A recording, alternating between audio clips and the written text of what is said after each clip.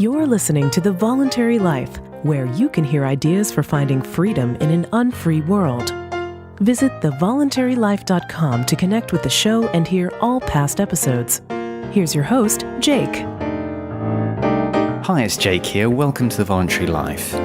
This episode is about a really important question, and that question is, how much is enough? To provide a bit of background to this question, I'd like to tell you about two conversations that had a huge impact on me, that made me rethink what I'm doing with my life, what my purpose is. So I'll tell you about these conversations and then I'll talk about this question. So these conversations were both with a guy who we'll call Peter, who is an entrepreneur who I met when I was a kid, when I was still at school. I met him through my family. The first conversation that I had with him was when he was fairly early on in the development of his business.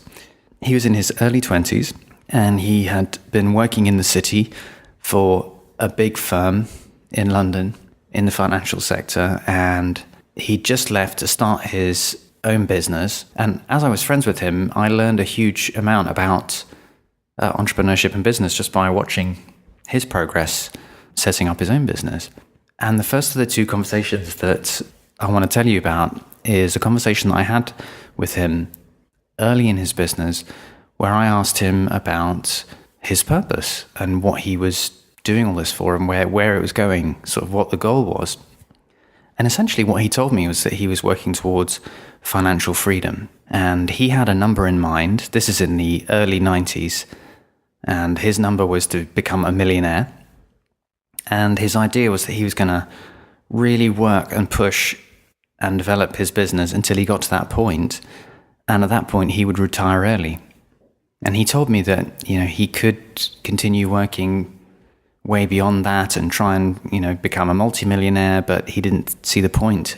He thought there were more important things in life, and that $1 million would be fine, and that was what he was going to work towards. And then he was going to retire and just do whatever he wanted with his time. And that conversation made a huge impact on me. It planted the idea in my head of early retirement and of working towards financial freedom, and the idea of changing course in your life as well. The idea that you can effectively reach a point and drop out of a particular career path and do something different. I also found what he was doing as an entrepreneur really inspiring. I don't come from an entrepreneurial family, and it was through seeing what Peter did that really inspired me to set up my own business. So that was one of the two conversations that I want to talk about with Peter. And the second conversation happened much later. It happened in 2005. And in the meantime, Peter had gone on to become more and more successful as an entrepreneur. And he actually lent me a huge amount of money in 1999 to help me start my own business. From 1999 until 2005, I had been working really, really hard. Peter and I had kind of lost touch. I'd found it harder and harder to meet up with him because he was incredibly busy. But I did meet him in 2005 for the first time in a few years.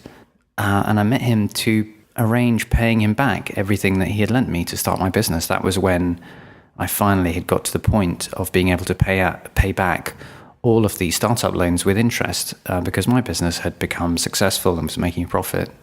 And I met up with Peter, and I didn't really know what he'd been up to or, what was going on in his life. But I had a conversation with him where I basically caught up with him and asked him how things were. And I learned two things. One was that he had become fabulously rich. He'd become a multimillionaire and was continuing to just make more and more money. And the other thing that I learned was that he was deeply unhappy. His personal life was a disaster, a real disaster.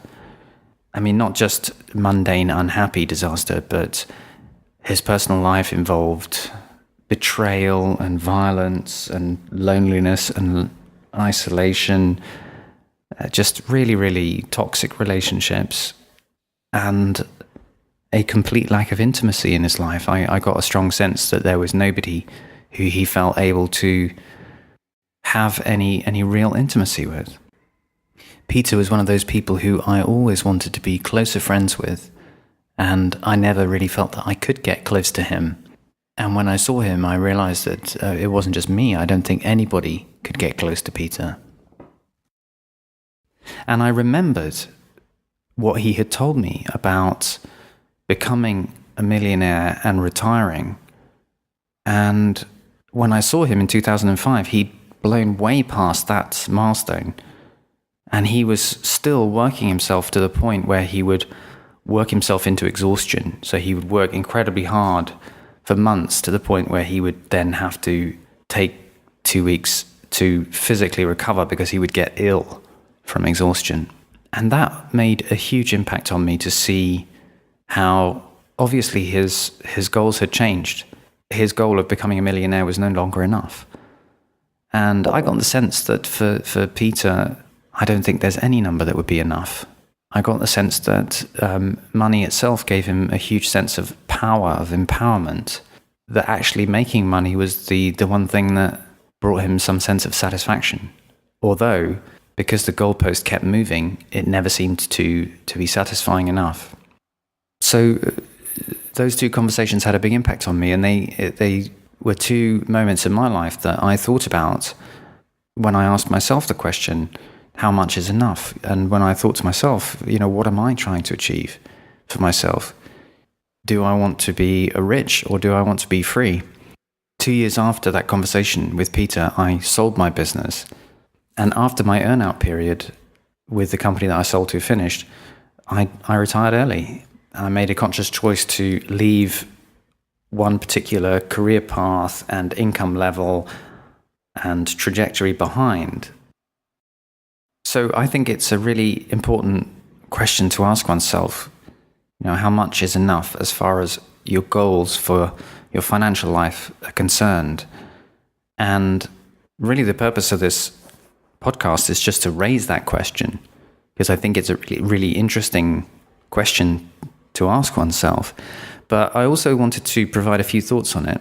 There are some practical issues that if you want financial freedom, you have to consider. And I've talked about these in previous podcasts. In particular, I'll put a link in the show notes to episode 116, Why Your Gym Membership is 300 times more expensive than you think.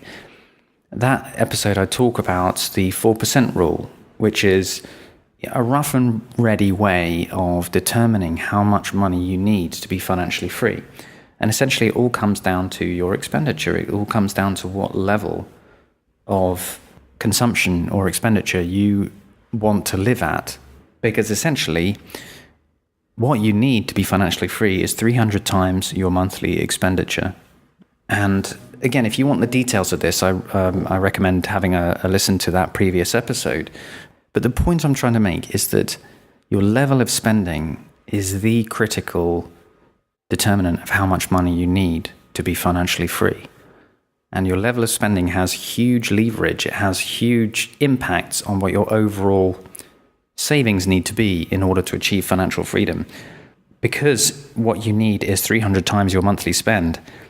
If you change your monthly spending by just small amounts, it has a huge impact on how much you will need to achieve financial freedom. So if you're willing to live on $100 less per month, you actually need $30,000 less of savings to support that lifestyle. So that's a huge leverage effect to the amount of money that you need to answer that question, how much is enough? To decide for yourself, when you have made it, so to speak.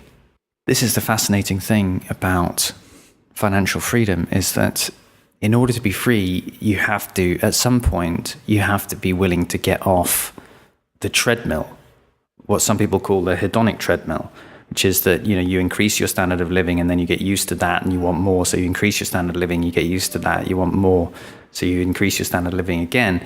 And, you're not happy unless you're consuming more, which means that you're never happy unless you're continually increasing the amount that you consume. And whatever your comfort level is, there has to be a point at which you step off that hedonic treadmill and decide at what level is enough.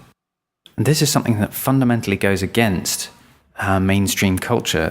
I saw an article recently on Slate that someone posted on Facebook called my husband retired young and goofs off all day. And it was an article by a woman who resented her husband for retiring early, even though he was telling her that she didn't have to work either, that they had made enough money to support themselves doing whatever they liked all day.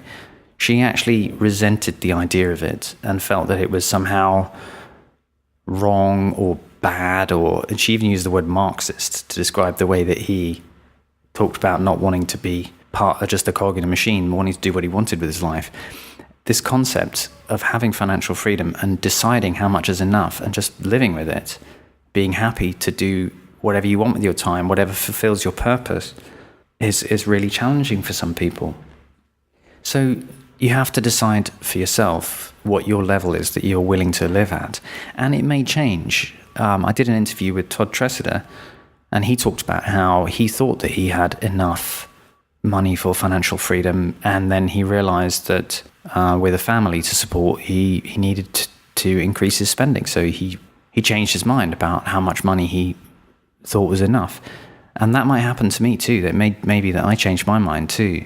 But I think that the important point is to decide for yourself where your taking part in the treadmill ends and where you get to do whatever you want with your time. And if you want to continue making money because the job or the business or whatever it is you're doing is what your true purpose is, then fine. Then obviously that's, you fulfilling your purpose. But if you're just making money in order to, quote, make it, then the question is, when will you have made it? How much is enough? When do you get to live a life according to your true purpose, to spend your time doing whatever you like rather than hustling to make it? So I hope that's an interesting question for you. I'd be very interested to hear your thoughts on asking oneself this question of how much is enough and what it means to you. So please do share your comments on the post or email me. And if you have a chance, if you like the show, I'd really appreciate it if you could leave a review on iTunes. That would be a great help. Thanks so much for listening. Thank you for listening to The Voluntary Life. If you have feedback about the show, please email jake@thevoluntarylife.com. If you enjoyed this program, please share the podcast with your friends or click the donate button on thevoluntarylife.com.